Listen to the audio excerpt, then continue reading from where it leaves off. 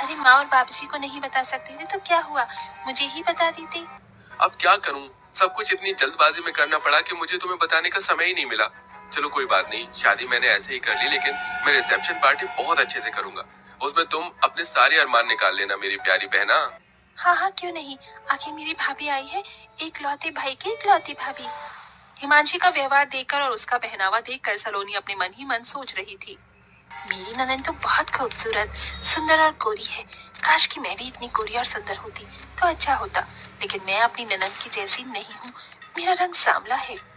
सलोनी अपने मन में ऐसा सोचकर अपना मुंह लटका लेती है। कुछ देर बाद हिमांशी सलोनी को अपने भाई के कमरे में लेकर आती है। भाभी जी, आपको अगर किसी भी चीज की जरूरत हो तो मुझे बता देना, मैं यहीं पर हूँ।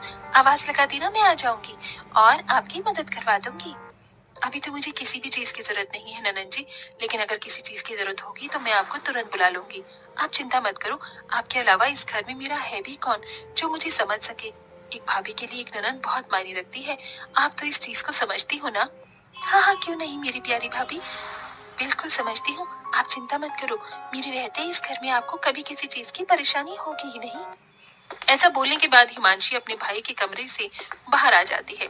थोड़ी ही देर बाद हिमांशी अपने कमरे में जाती है और एक नया सा सूट पहनकर अपनी भाभी के कमरे में आती है। अरे भाभी, अभी तक आप तैयार नहीं हुई हो, रुको मैं आपको तैयार कर देती हूँ।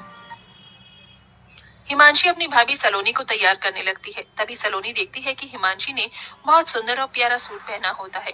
वो शीशे में अपनी ननद को देखते हुए कहती है, क्या बात है ननद जी, तुम्हारा ये सूट कितना प्यारा लग रहा है, तुम्हारे गोरे रंग पर खिल रहा है। मेरा रंग काला है ना, तो मेरे ऊपर ऐसे कपड़े अच्छे नहीं लगते। मैंने कई बार ऐसे कपड़े देखे हैं, लेकिन मेरा रंग और बेकार लगने लगता है।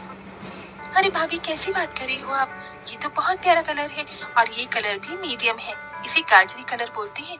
आपको पता है ये कलर हर एक औरत के ऊपर जचता है, फिर चाहे वो काली हो या गोरी हो।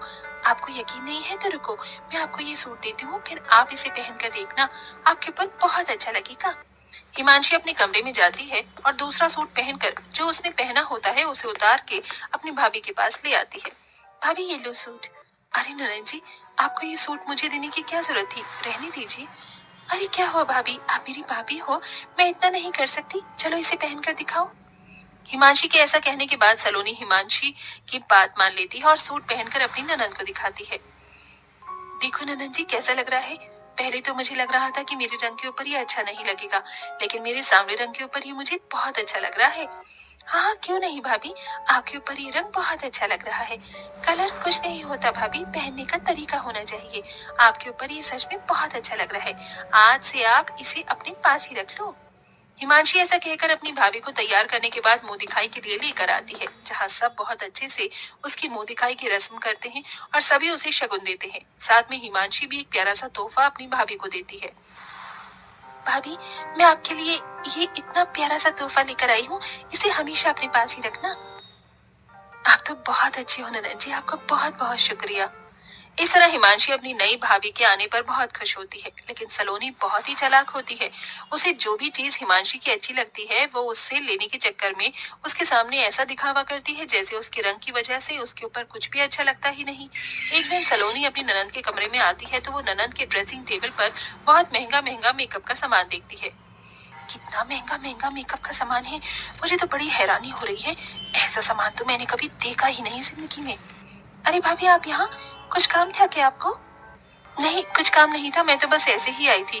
वैसे ननद जी आपके कमरे में ड्रेसिंग टेबल पर ये इतना महंगा महंगा मेकअप का सामान, वैसे तो मैं भी सोचा करती थी कि मैं मेकअप करूंगी, लेकिन मेरा रंग सांवला है इसलिए मेरे रंग पर पता नहीं मेकअप खिलेगा या नहीं। अरे भाभी आप भी ना कैसी बातें करती हो और सोचती हो, ऐसा कुछ नहीं होता। मेकअप हर चेहरे पर अच्छा लगता है, देखो मैं आपको करके दिखाती हूँ। हिमांशी अपनी भाभी सलोनी के चेहरे पर थोड़ा सा मेकअप करती है तो सलोनी को अच्छा लगता है। तभी सलोनी कहने लगती है, ननन जी बहुत बढ़िया मेकअप है आपके पास, काश कि मेरे पास भी होता। होने की क्या बात है भाभी जी, ये है ना, आप इसे रख लो, मैं अपने लिए और मंगा लूंगी, आपके पास रहे या मेरे पास रहे, कौन सी बड़ी बात है। सलोनी ये सुनते ही खुश हो जाती है। मेरी ननन बहुत अच्छी है, आप सच में बहुत अच्छी हो ननन जी, भगवान ऐसी ननन हर किसी भाभी को दे। ऐसा कहने के बाद सलोनी अपने कमरे में सारा मेकअप का सामान उठाकर ले आती है और उसे अपनी ड्रेसिंग टेबल पर लगाने लगती है। ननंद के सारे सामान पर मेरा ही अधिकार है। मैं उनके पास कुछ नहीं छोड़ूंगी, सब ले लूंगी।